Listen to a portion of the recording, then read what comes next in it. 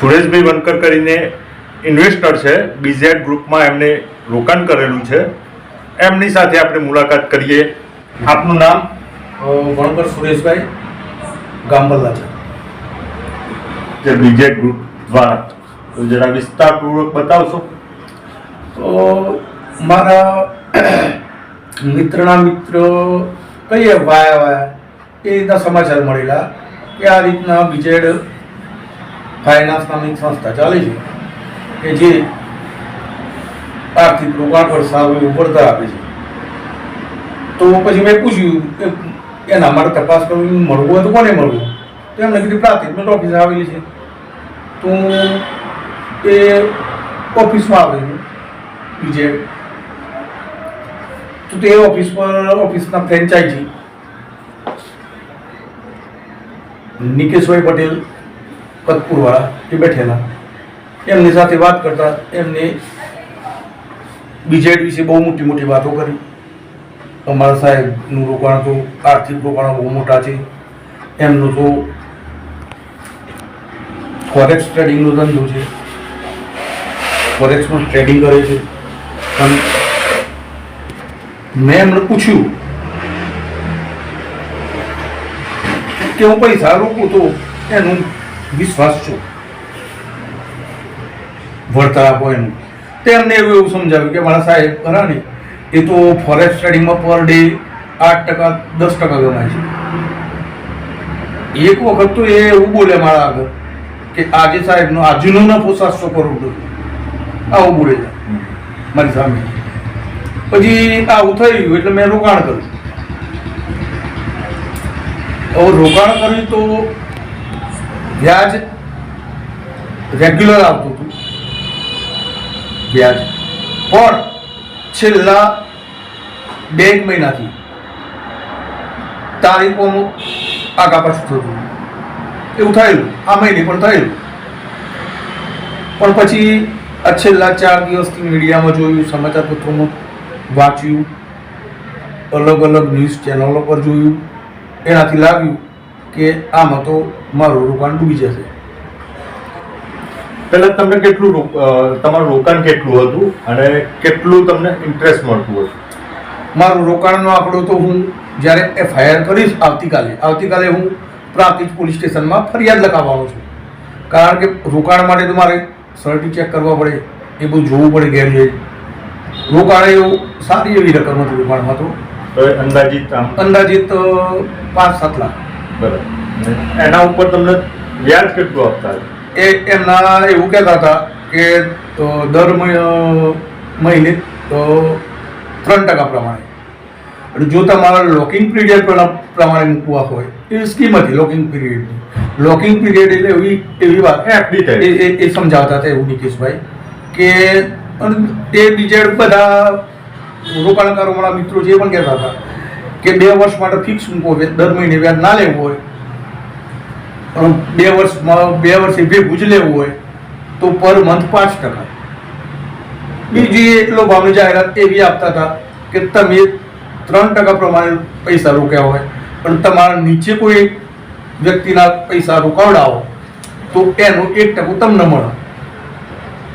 બરાબર. એ રીતે આખી આ ચેનલ ચાલતી હતી. એટલે તમે પોતે રોકાણ કરો પહેલા તમારું જે રોકાણ હોય એ ઓકે, એના તમને 3% મળે. હા.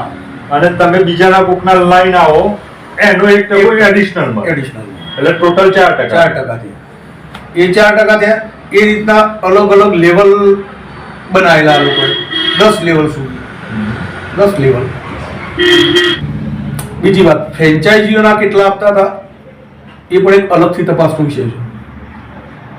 કારણ કે ફ્રેન્ચાઇઝીઓ વારંવાર લોભામણી જાહેરાતો આપતા હતા. સાહેબ તો આ ગાડી લાયા, સાહેબ આ ગાડી લાયા, સાહેબ પાસે 42 લાખનો ફોન છે. મને ખબર નહીં કોઈ એવો ફોન આવે છે કે નહીં. એવું વારંવાર નિકેશભાઈ બોલેલા મારા આગળ. બરાબર. સાહેબ પાસે 42 લાખનો ફોન છે, મને ખબર નહીં એવું કોઈ ફોન આપતો હોય. ગાડી લાયા સાહેબ, વોલ્વો લાયા, લેક્સાસ લાયા. પેલી ખરીદ થતી હતી એમાં અંદાજિત કેટલા રૂપિયા રોકાણ કરેલા હશે? મારા અંદાજ પ્રમાણે પ્રાંતિજ પ્રોપરના જ 18 પૈસા છે. લગભગ 50 કરોડથી 100 કરોડની આસપાસ હશે, ઓછામાં ઓછું કેવું, કારણ કે એ લોકો કહેતા ના હોય આપણને, પણ ઓફિસે હું વ્યાજ લેવા જતો હતો તો બધા લેવા આવતા હોય એટલે થોડો તો આઈડિયા આપવાનો જ નહીં, આ કેવી રીતે આ કેટલા પૈસા આપેલા લોકો. બીજી વાત કે આવતીકાલે મારી ફરિયાદ હું પ્રાથમિક પોલીસ સ્ટેશનમાં ફરજિયાત લખાવવાનો છું. ફરિયાદ તમારે કેમ ઉપસ્થિત થઈ ફરિયાદ કરવી? ફરિયાદ કરવાની બાબત એટલા માટે ઉપસ્થિત થઈ કારણ કે ફરિયાદ ના કરીએ તો પછી ન્યાય કેવી રીતના મળે. બીજી વાત, એક પણ ગુજરાતમાંથી ફરિયાદી ના ઊભો થાય, એક પણ ના ઊભો થાય તો આવા પંજી સ્કીમો વાળા કેટલાય બધા પેદા થવાના, એમ કેટલાય થવાના આવા તો પેદા, પણ એક સમાજનો દાખલો બેસો. તમે તમારી મૂડી પાછી લેવા માટે કોઈ એપ્લિકેશન કરી ત્યાં કે કોઈ ચર્ચા કરી આ બાબતે? હા, મેં કરીને આજે જ ફોન કર્યો હતો, નિકેશભાઈને ફોન કર્યો આજે જ. નિકેશભાઈ એટલે પ્રાંતિક ફ્રેન્ચાઇઝી, હા, એમને આજે જ ફોન કર્યો તો એમને એવું કીધું કે ફોર્મ ભરવું પડશે અને 25 તારીખે તમારા પૈસા પાછા મળી. એટલે ફોર્મ ક્યાં ભરવા જવાનું? હા, મેં પૂછ્યું કે ફોર્મ ક્યાં ભરવા જવાનું ભાઈ, ઓફિસ ફોર્મ ક્યાં લેવાનું? ઓફિસ તો બંધ છે કે 4-5 દિવસમાં ઓફિસો ખુલી જશે. ભૂપેન્દ્રસિંહ કોન્ફિડન્ટ હાલ છે 4 થી 5 દિવસમાં ઓફિસ ખુલી જાય એટલે તમને ફોર્મ મળી જશે. બરોબર, પ્રમાણમાં ફોર્મ હોય એ ફોર્મેટમાં, એ ફોર્મેટ કઈ જગ્યાએ આપણે? હા, મેં ફોન કર્યો કે તમે કઈ જગ્યાએ તો મારે રૂબરૂ મળવું છે. મેં રૂબરૂ મળવાનું કીધું કારણ કે રૂબરૂ મળવાનું એટલા માટે કીધું કે જો મારા પૈસા મને મળી જતા હોય. હા, બરાબર, મારા પૈસા જો મને મળી જતા હોય તો પછી પોલીસ ફરિયાદ કરવાનું એ બધા ઝંઝટમાં કોણ પડે એ બધા, કારણ પણ એ માણસ તો ગલ્લા કરવા લાગે એટલે મારે તો પછી મારી રીતે વિચારવું પડે, મારા પૈસા માટે મારે વિચારવું જ પડે. અને બીજી વાત એના કરતા કેવું, પૈસા કરતા મહત્વની બાબત ફરિયાદ થવી જ જોઈએ. હું તો કહું છું, હું કરું સાથે સાથે બીજા લોકો આવે, અરે હું સાથે આવીને ફરિયાદ કરાવડાવું. નિકેશભાઈનો ટેલિફોન નંબર એ જ ચાલુ છે જે બે ફોન નંબરો છે. એક ફોન નંબર એમને એવું કીધું મને કે એ ફોન નંબર મેં કોઈ નહીં આપ્યો, તમને જ આપું છું, એ પણ ચાલુ છે અને જે રેગ્યુલર છે એ પણ ચાલુ છે. એટલે આ ભાઈ હજુ અંડરગ્રાઉન્ડ ક્યાંય થયા હોય એવું લાગતું નથી? ના, અંડરગ્રાઉન્ડ નથી, ચાલુ છે, ફોન ચાલુ છે, બંને ફોન ચાલુ છે. બંને ફોન ચાલુ છે. અને એ હજુ અહીંયા ઓફિસ ચાલુ હોય છે એમની કે બંધ હોય છે? ના, બંધ, ઓફિસ બંધ છે. કેટલા સમયથી બંધ છે? લગભગ ફરિયાદ કેવી રીતે નોંધાવશો તમે? કયા આધારોથી નોંધાવશો? એમને જે બેંક ગેરંટીના 2 સર્ટી આપેલા, એક સર્ટી તો જે એમને આપી નથી કે બનવા ગઈ છે, 2 સર્ટી છે મારી પાસે. 2 એમની જે ઓફિસમાં ફોર્મ ભરેલા એની મારા મોબાઈલમાં ફોટો છે, એના આધારે એ સફિશિયન્ટ પુરાવો છે પોલીસ માટે, દસ્તાવેજી પુરાવો છે. પુરાવો તો પછી પુરાવો એવા વિડીયો તો ના જોવા કે ભૂપેન્દ્રસિંહ ઝાલા રૂબરૂ પૈસા સ્વીકારતા હોય મારી પાસે, એને પોલીસ પુરાવો નક્કી કરવાનું કામ પોલીસનું નથી. એ પોલીસને કહે તમારું કામ ફરિયાદ લેવાનું છે, ફરિયાદ લઈ લેવાની. ભૂપેન્દ્રસિંહ ઝાલા એ હાલ ક્યાં છે? એ કઈ કોઈ અંગત સૂત્રો દ્વારા કોઈ ખબર નહીં. નિકેશભાઈ ને એવું કીધું સાહેબ જ્યાં છે ત્યાં સેફ છે, ખબર છે. અંડરગ્રાઉન્ડ છે, સરકાર સામે કેમ આવતા નથી? તમે એવું પૂછી શકો ને? હા, પૂછ્યું મેં સરકાર સામે કે બધું આ તો 4-5 દિવસ મીડિયામાં આવશે. અરે નિકેશભાઈ તો એવું કીધું કે અરવિંદ કેજરીવાલ શું થયું ના એટલે પાછા એમ સાહેબ આ થોડા દાડા જ છે, 2-4 દાડા મીડિયમ ચકશે, સાહેબ આવી જશે. બરાબર, બધાના પૈસા રેગ્યુલર આવશે. બરાબર. મને તો એવું કહેતા હતા કે 5 તારીખે વ્યાજ 2 દિવસે આવે છે બીજેપી, એક 5 તારીખે એક 15 તારીખે. મને કીધું 5 તારીખે જે રીતે વ્યાજ આવતું હતું એ રીતના વ્યાજ મળી જશે, વ્યાજ આવી જ જશે. પછી કે બીજેડ ખર્ચામાં ગઈ કે ઉઠી ગઈ એવો સવાલ ઊભો થાય છે. પણ તો પછી એવું એ કહેતા હોય તો આજે મેં ફોન વારંવાર કર્યા તો એમને મારો ફોન જ ના ઉપાડ્યો.